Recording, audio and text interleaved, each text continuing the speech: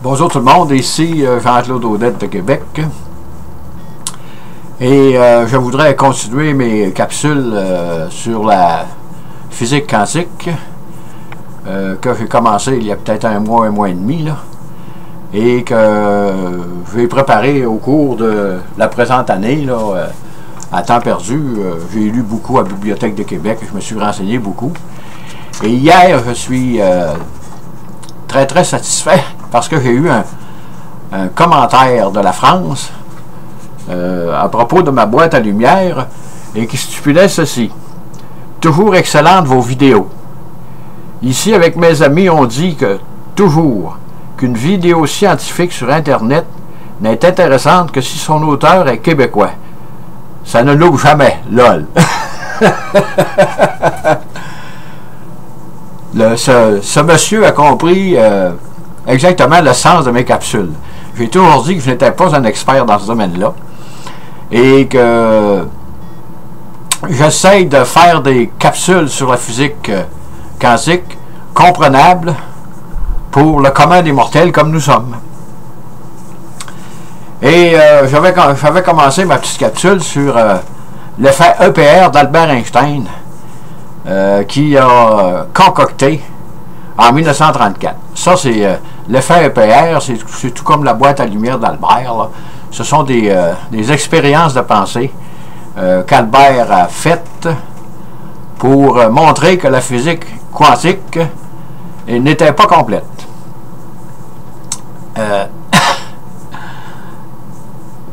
On sait, Albert est arrivé aux États-Unis, je crois, en 1933. Et son effet EPR, là, pourquoi est-ce qu'on appelle ça EPR? Parce qu'il a mis ça avec ses bons amis physiciens comme lui, là, Podolsky et Rosen. Je pense que Rosen a passé la vie avec Albert, là, autour de lui. Là, je pense qu'il était son secrétaire particulier, quelque chose comme ça. Et en 1934, Albert émet son fameux EPR, le paradoxe EPR, pour démontrer encore une fois que la physique quantique est incomplète et qu'il doit y avoir des variables cachées que l'on ne connaît pas et qui restent à découvrir. Qu'a-t-il fait? Il a imaginé deux particules intriquées, en occurrence, ce sont les électrons, dont le spin que Pauli avait découvert dans les années 20, un est haut, l'autre est bas. Et selon la physique quantique, comme on la connaît encore aujourd'hui, Bohr a réagi, a essayé de réagir à l'effet EPR d'Albert Einstein avec les principes de la physique quantique, mais disons que c'est un argument qui boite un peu, là. Il n'a pas répondu directement à la question. Et qu'est-ce que la physique quantique nous dit? C'est que si on force une particule à réagir, c'est-à-dire à connaître dans quel état elle est, automatiquement l'autre le sait là, instantanément, peu importe où elle est située dans l'univers.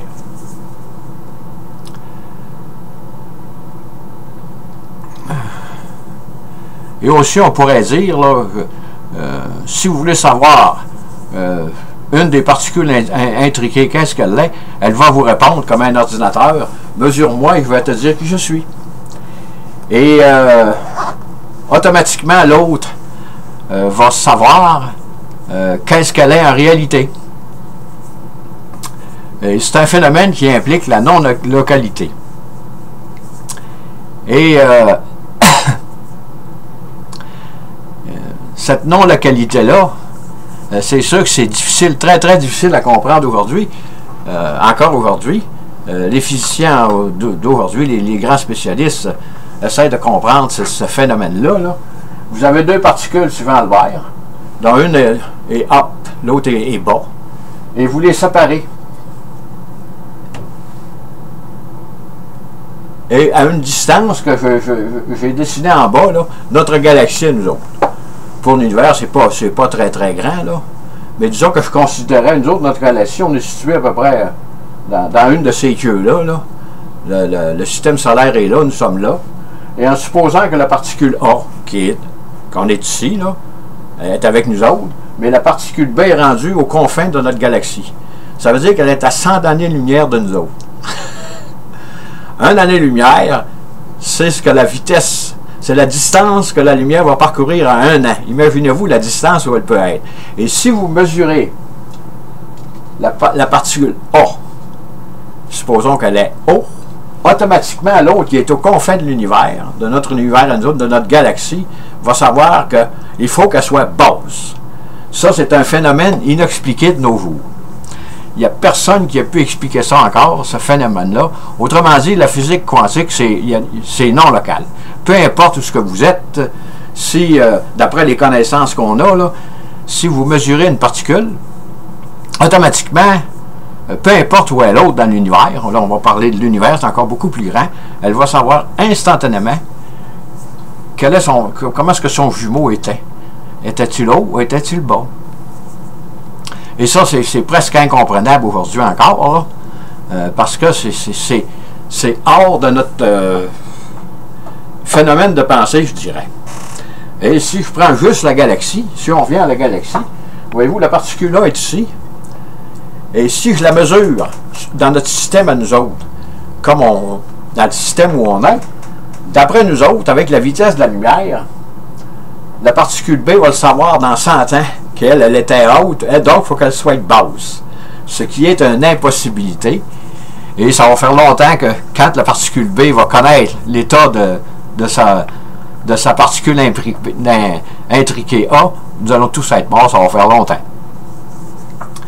Et on se sert des théories d'Albert pour dire que ceci n'a pas de bon sens.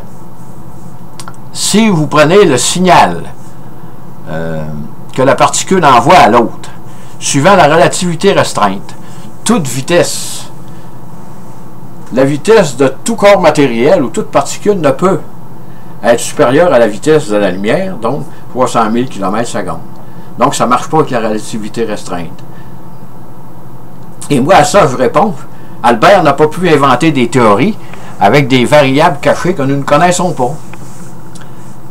Si les variables cachées existent vraiment, probablement que les théories d'Albert seraient différentes de celles qu'il a concoctées en 1905 et en 1915.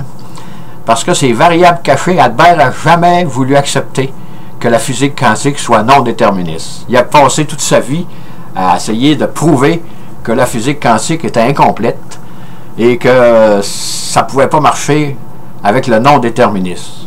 Ça, l'avenir va le dire.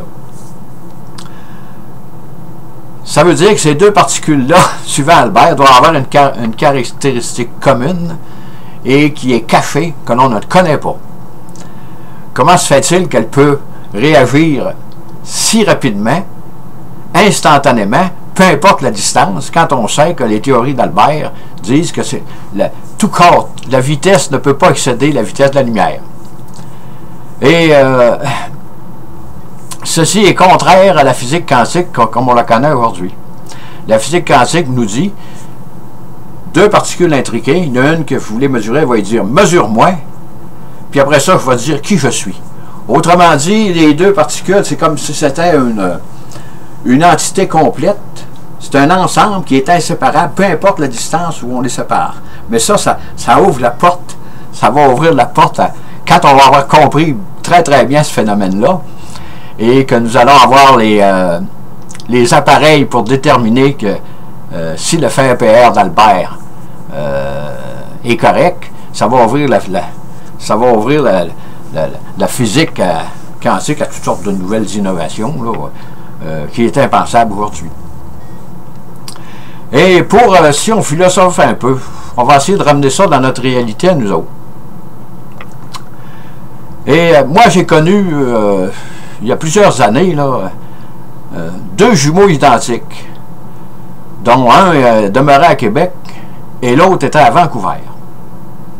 Et ça, je ne sais pas si ça se produit avec tous les jumeaux identiques, mais c'est un phénomène que j'ai connu et que j'ai vécu avec ce jumeau-là. Il était beaucoup plus jeune que moi. Moi, j'avais peut-être dans ce temps-là 35-40 ans, là.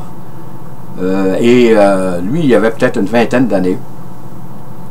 Et quand son frère était à Vancouver, quand son frère avait quelque chose, il y avait un malaise ou il était malade, automatiquement, lui, il sentait le besoin de l'appeler. Comment ça se fait si on ne peut pas l'expliquer? Pourtant, c'est dans notre monde à nous autres. Est-ce que tous les jumeaux identiques sont comme ça? Je l'ignore. Mais lui, il sentait comment son frère pouvait se comporter, surtout quand il était malade. Quand il y avait quelque chose qui ne filait pas bien. Il sentait le besoin de l'appeler à Vancouver. Ça, je l'ai vécu. Et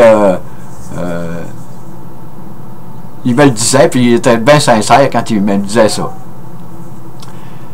Ensuite de ça, on peut parler du phénomène du voodoo haïtien. Ça, c'est une chose que... On dit que c'est du folklore, mais quand le voodoo haïtien, la petite poupée, là, les femmes lui piquent des aiguilles dedans pour me lancer un mauvais sort à l'autre, et apparemment, ça se réalise. Ça, on ne peut pas expliquer ça. Mais on voit dans notre monde que ça peut exister. Et il y a peut-être... c'est sûr que c'est des comparaisons qui sont boiteuses, là. Mais... Excusez. Si vous êtes à un certain âge, disons dans mes âges, là, et que vous vous remémorez votre premier fantasme sexuel, ça, j'ai lu ça quelque part. Et moi, ça m'avait vraiment frappé, parce que ce type-là nous racontait que votre premier fantasme sexuel, généralement, la femme que vous allez marier va ressembler un peu à ça. Ça, moi, si je prends mon cas personnel, c'est ça qui est arrivé. Ça ne veut pas dire que ça arrive à tout le monde, c'est une chose que je dis entre autres, là. Et si on revient à nos moutons, l'effet EPR d'Albert Einstein, de Podolsky et Rosen, est encore inexpliqué à ce jour. Et il y a eu plusieurs tentatives, mais le déclenchement, je dirais, où ce qu'on a pris l'effet EPR un peu plus au sérieux, c'est le physicien français Alain Aspect, qui dans les années 80 a fait une expérience avec des photons, et que il réalise que il ne sait pas quoi, mais dans ces années-là, il réalise qu'on dirait qu'il y a quelque chose qui va plus vite que la vitesse de la lumière dans l'univers. Sur ce, je vais terminer ma petite capsule en vous disant bonne écoute, merci et à la prochaine, et j'espère que j'ai été assez concis pour expliquer l'effet EPR là, du grand Albert Einstein. Bonne journée, merci et à la prochaine.